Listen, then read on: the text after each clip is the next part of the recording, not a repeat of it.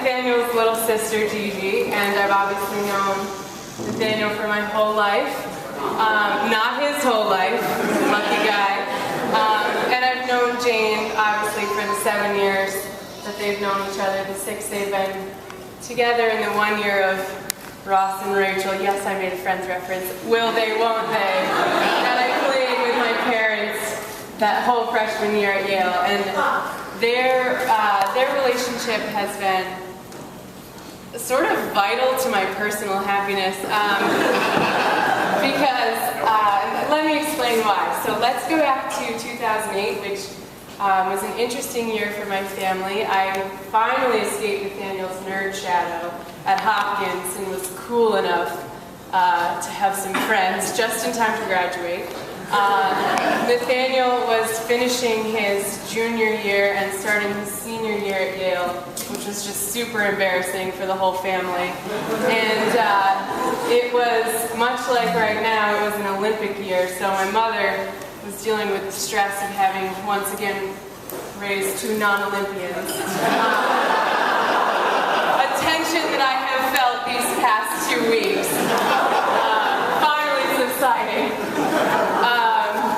And then there was Jane, and I actually spent quite a bit of time in the Calhoun dining hall.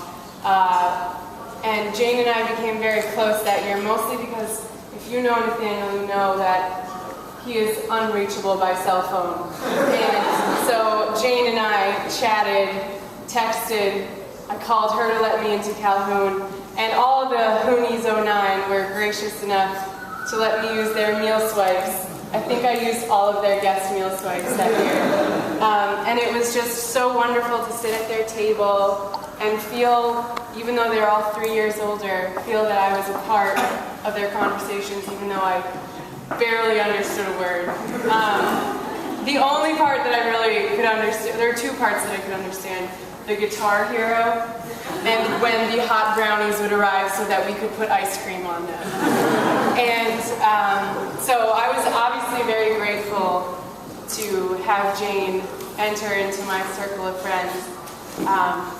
And then these afternoons at Calhoun meant so much to me that one day I came home and I said to my mother, you know, I don't know what I would do if Jane and Nathaniel ever broke up. I think I would choose Jane.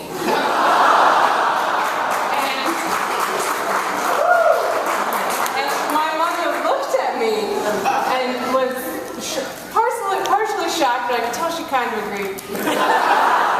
But she had the strength to say, but he is your brother. And I was like, well, yeah, you know.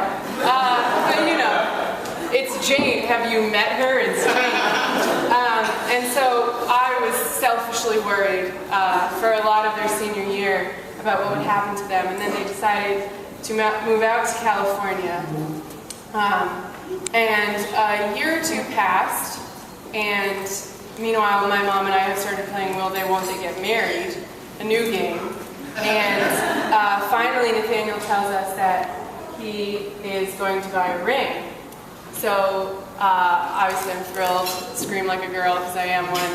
And then he's purchased the ring, and I am chatting with Jane online, as I am apt to do. And we're talking about marriage, because obviously I casually brought it up. And she was like, yeah, she said a few of the following, and you know, variety. I never really was the kind of girl who dreamt about my wedding. Don't really feel a need to declare what Nathaniel and I have. Don't really want to get married. And I was like, oh my God, Nathaniel has bought a ring. You're about to break his heart, and I'm going to stay friends with you.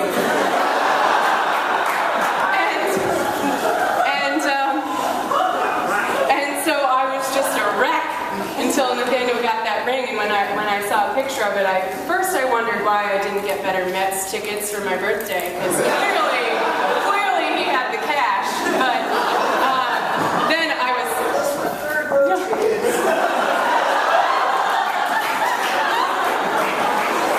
And then I thought, how could she say no with that rock in her face? seen it. You should check it out. And that day that he got the ring, because he's just like our father and could never keep a surprise for very long at all, proposed that night to a sweaty, after having gone on a run with maybe Jane. And they FaceTimed me, video chatted me, some form of e-communication. And Jane was like, "Did you know he was going to?" Yeah, of course I knew he was going to ask. Of course I knew.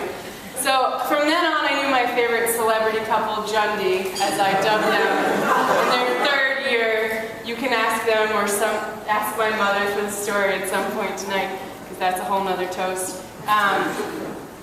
I knew that they would never be in danger of breaking up, and that moment was one of the, I just cherish that moment so much, and I'm so thankful that I could have been part of your wedding and part of planning your wedding, as crazy as we have all been this week about it. And I'm so thankful that everyone could be here to share it with them, because of all the people that I know, you guys deserve it. And I want to thank Jane especially for finally providing Nathaniel with a new target to poke, scare, tease, mercilessly make fun of.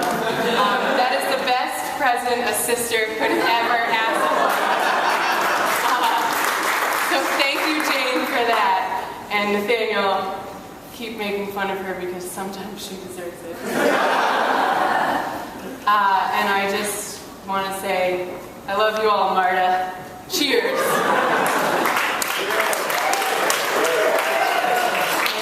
Now, I believe Lisa and